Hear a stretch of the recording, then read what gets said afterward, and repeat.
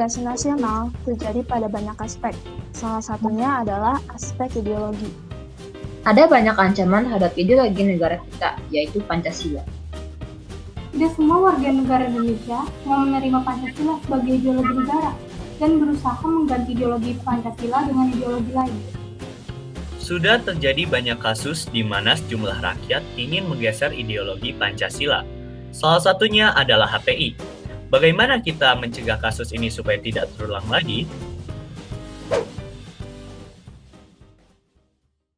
HTI adalah singkatan dari Hizbut Tahrir, merupakan gerakan politik yang mengusung panji penegakan sistem khilafah al-Islamiyah.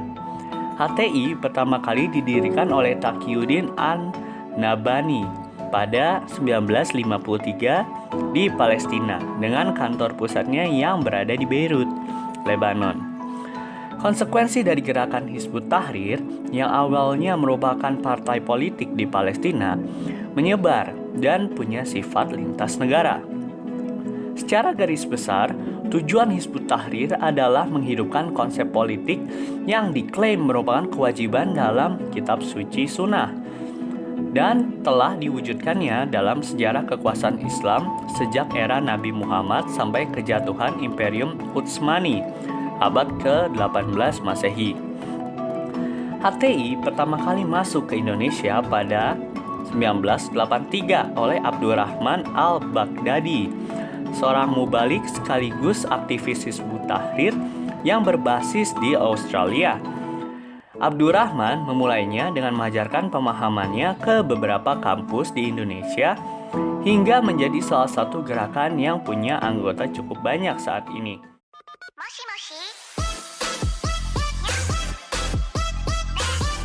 Kamu ngapain? Enggak, aku kepo aja kamu lagi ngomongin apa. Oh, ini lagi ngebahas HTI. Pancasila merupakan suatu ideologi negara kesatuan Republik Indonesia. Oleh karena itu, Pancasila harus menjadi pedoman bagi seluruh rakyat Indonesia dalam menyelenggarakan kehidupan berbangsa dan bernegara.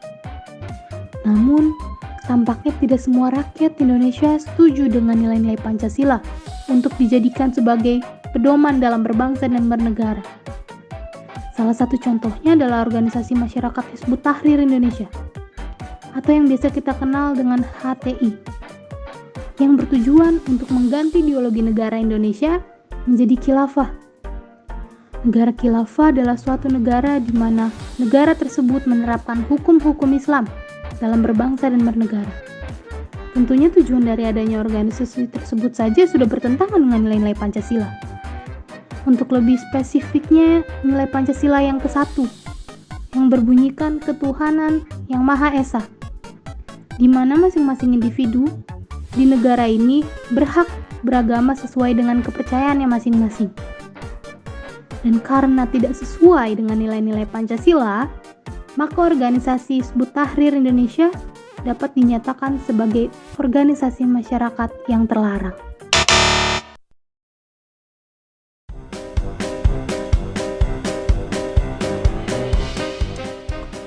Penayangan Muktamar Khilafah HTI yang ditayangkan di TVRI pada tanggal 6 Juni 2013 mengandung unsur kebencian terhadap Pancasila. HTI juga pernah menyuarakan terang-terangan akan tujuannya ingin mengganti Pancasila. Pidato yang dilakukan oleh HTI pada tanggal 2 Juni 2013 di Stadion Gelora Bung Karno menimbulkan banyak keluhan dari masyarakat karena ditayangkan di salah satu saluran TV nasional, yaitu TVRI. Penayangan ini dianggap tidak pantas karena di dalam pidato yang disampaikan oleh pembicara yang merupakan salah satu pentolan HTI dan juga salah satu dosen di IPB dengan jabatan lektor, mengandung unsur kebencian terhadap Pancasila dan sangat bertolak belakang dengan nilai-nilai Pancasila. Di pidato itu, pembicara mengatakan ada 4 hal yang harus diubah. Yang pertama adalah merubah prinsip kedaulatan di tangan rakyat menjadi kedaulatan di tangan Allah. Artinya, meninggalkan seluruh sistem hukum dan menegakkan hanya syariat Islam saja. Yang kedua adalah mengubah kekuasaan yang saat ini berada di tangan pemilik modal menjadi di tangan umat. Yang ketiga adalah menghancurkan sekat-sekat nasionalisme dengan mengangkat satu orang imam khalifah untuk menyatukan umat. Yang keempat adalah meninggalkan proses hukum perundang-undangan dan digantikan dengan khalifah.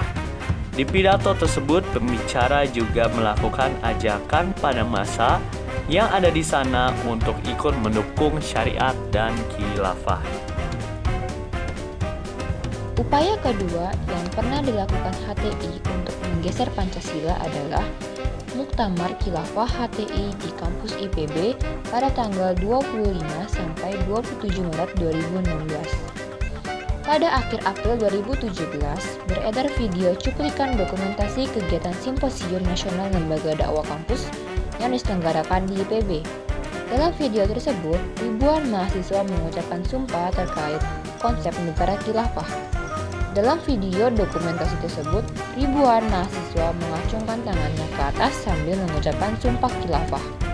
Sejak awal lahir dari kampus IPB, HTI memang lihai memanfaatkan ruang publik untuk kepentingan mereka.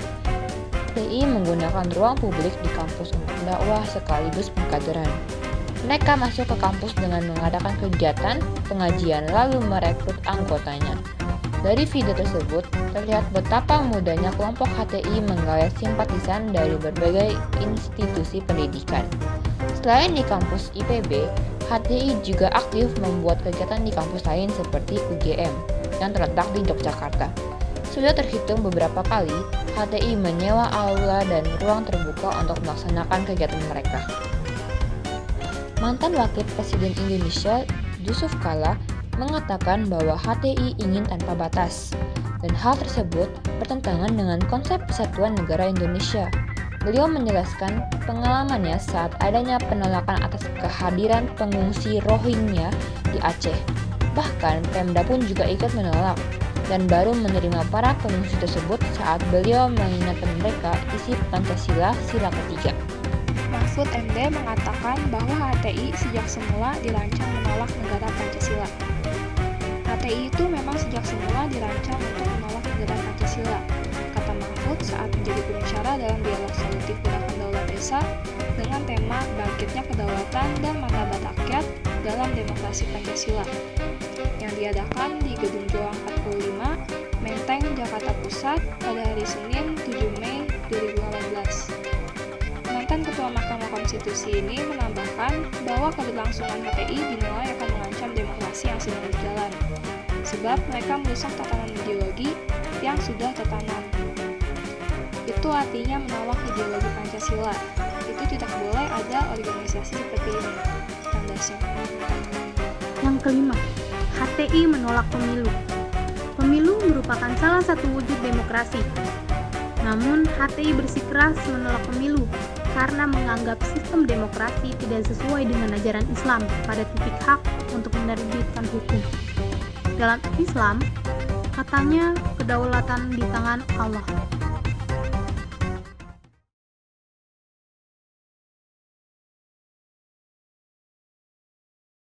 Halo guys, aku mau Halo. nanya nih, apa aja sih alasan utama HTI dibubarin?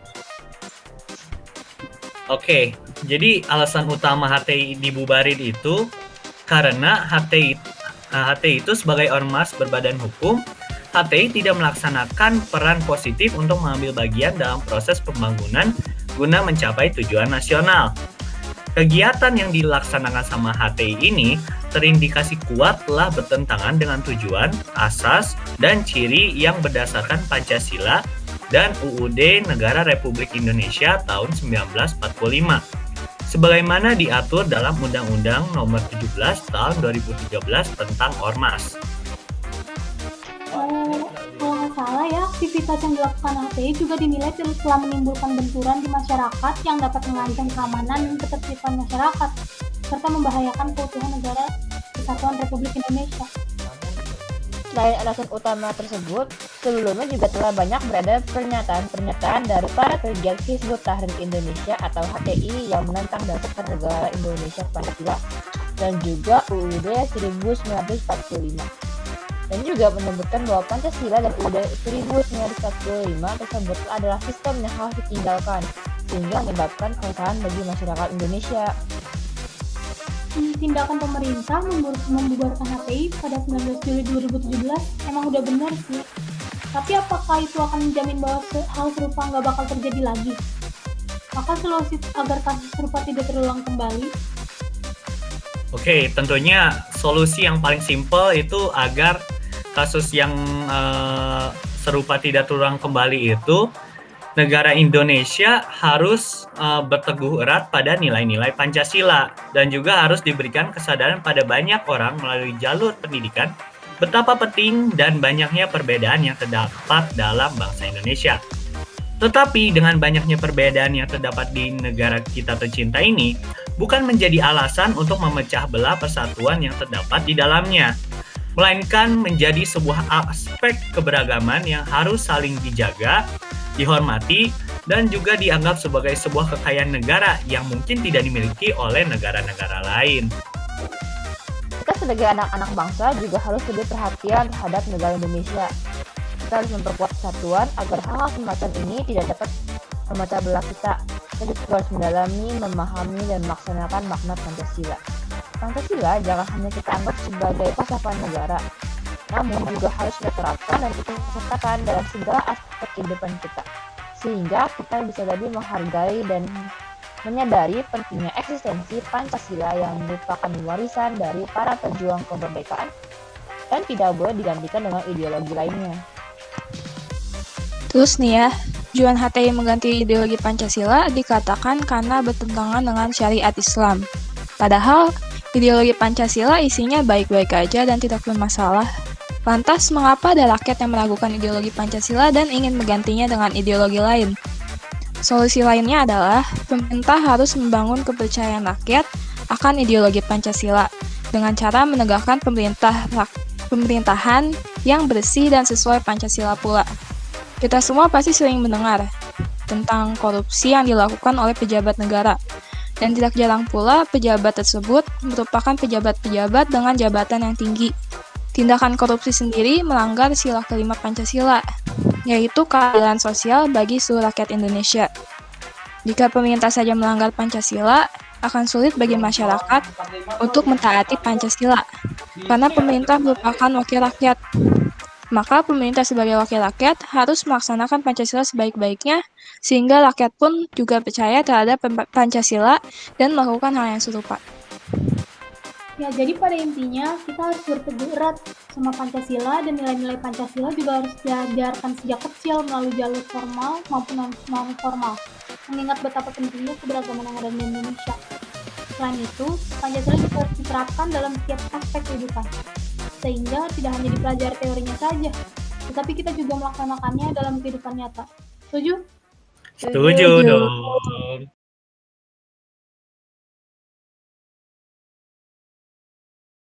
Kami tentu sedih dan kecewa terhadap perbuatan mereka tersebut. Indonesia merupakan negara yang memiliki keberagaman termasuk agama. Kami tentu sedih karena mereka mau mengganti ideologi Pancasila dengan ideologi mereka tersendiri. Karena, seperti yang kita ketahui, Pancasila dibuat oleh para pejuang kemerdekaan Indonesia dengan memperhatikan dan mempertimbangkan seluruh keberagaman yang ada di Indonesia. Sementara, ideologi khilafah sendiri lebih mengarah ke arah agama Muslim. Tentu saja kami tidak menganggap itu salah. Namun kami rasa itu agak kurang tepat jika diterapkan di Indonesia. Secara Indonesia kan memiliki berbagai keberagaman agama. Jadi jika mereka ingin mengganti Pancasila dengan khilafah, bukankah itu kurang menghargai agama yang lain? Maka dari itu, kami menganggap keputusan pemerintah itu sudah tepat membubarkan HTI. Dan untuk mencegah kembali terjadinya organisasi-organisasi seperti ini, maka ayo kita perkuat Pancasila dengan cara menghargai keberagaman yang terdapat di dalam bangsa Indonesia ini. Karena Pancasila itu sendiri tidak akan ada artinya tanpa warga negara Indonesia. Dan begitu juga sebaliknya. Oleh sebab itu, marilah kita berteguh pada Pancasila sehingga bangsa Indonesia ini dapat menjadi bangsa yang kuat dalam menghadapi integrasi nasional. Sekian dari kelompok saya, terima kasih.